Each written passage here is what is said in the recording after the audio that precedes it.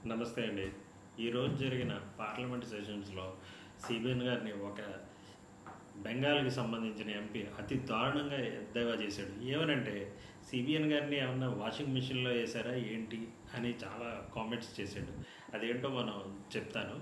ఆహ్, ఎలా అంటే ఈయన బీజేపీ పార్టీకి ఎగైనెస్ట్‌గా కామెంట్ చేద్దాం అని చెప్పి కూటమిలో ఉన్న టీడీపీ చంద్రబాబు నాయుడు గారిని మొదలుపెట్టాడు. ఏమని ఇంతకుముందు ఆయన మీద కేసులు పెట్టారు కదా! ఆ కేసులన్నీ నిజమే కదా ముందు. ఆయన్ని అరెస్ట్ చేయడం ఇవన్నీ జరుగుతున్నవే కదా! సడెన్‌గా ఇప్పుడు కూటమిలోకి టీడీపీ రాగానే ఆయన మీద ఉన్న కేసులు ఇవన్నీ ఎలా ఏమైనాయి, అసలు ఏమీ ప్రాసెస్ లేదేంటి అనే దానికి ఆయన ఏమన్నారంటే, మోడీ గారి వాషింగ్ మిషన్‌లో చంద్రబాబు నాయుడు గారిని ఏసి ఏమన్నా క్లీన్ చేశారా ఏంటి? ప్రస్తుతం ఆయన క్లీన్ అయిపోయాడా? ఆయన మీద ఏం కేసులు లేవా? ఆయన నిర్దోష? అని చాలా ఎద్దేవాగా ఆయన మాట్లాడారు. దానికి టీడీపీ ఎంపీలు కౌంటర్ కింద కొన్ని ఆసక్తికరంగా జవాబు ఇవ్వడం, సమ్ డిస్కషన్ జరిగింది. కానీ ఇక్కడ ముఖ్యంగా మనం చూడాల్సింది ఏంటంటే, ఇలా చంద్రబాబు నాయుడు గారిని తిట్టారని టీడీపీ ఎంపీలు వీళ్ళంతా ఆన్సర్ చేయడం, ఆర్గ్యుమెంట్ చేయడం జరిగింది. కానీ ఏపీ స్పెషల్ స్టేటస్ గురించి ఏ ఒక్కరూ మాట్లాడలేదు. ఇంతకుముందు వన్ సైడెడ్గా బీజేపీకే చాలా సీట్లు ఉండడం వల్ల ఏ ఇతర పార్టీలు బీజేపీని ఫోర్స్ చేయలేకపోయాయి. మాకు ఇది కావాలని డిమాండ్ చేసే పొజిషన్లో లేవు. ఎలా అంటే వైసీపీ లాగా, వైసీపీకి 22 ఎంపీలున్నా ఎక్కడ డిమాండ్ చేసే సీన్ లేదు. కానీ ఇప్పుడు అలా కాదు.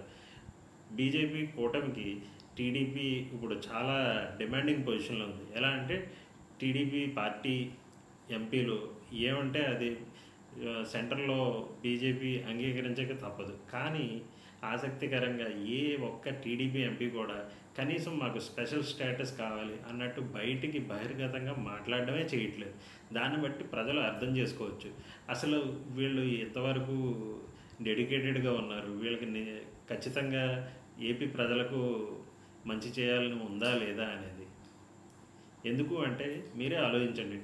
వైసీపీ టైంలో 22 మంది 23 మంది ఎంపీలు ఉంటే మీరు ఏదో స్పెషల్ స్టేటస్ తెస్తాను అన్నారు కదా అని చెప్పి ప్రతిసారి వైసీపీని టార్గెట్ చేసి అటాక్ చేశారు. ఓకే, వాళ్ళు చేయలేకపోయారు, అది వాళ్ళ గుడ్ లక్కో బ్యాడ్ లక్కో ఏదో మొత్తానికి అయ్యింది సరే. కానీ ఇప్పుడు మీ చేతుల్లో బీజేపీ జుట్టు ఉంది. మీరు కావాలి అంటే ఖచ్చితంగా చేస్తారు. కానీ ఎందుకని టీడీపీ వెనకడుగు వేస్తుంది అనేది కామన్ ప్రజలు, ఏపీ ప్రజలు కనీసం తెలుసుకోవాల్సిన అవసరం ఉంది. ఎందుకు అంటే వీళ్ళు ఒకళ్ళు ఖచ్చితంగా చెప్పలేరు ఏమవుతుందని. ఇవన్నీ బ్యాక్ అండ్ పాలిటిక్స్లో జరుగుతున్నాయి. వీళ్ళ కూటమి అసలు ప్రజలకు ఉపయోగపడడానికేనా అసలు అనేది ప్రజలు ఆలోచించుకోవాల్సిన విషయం.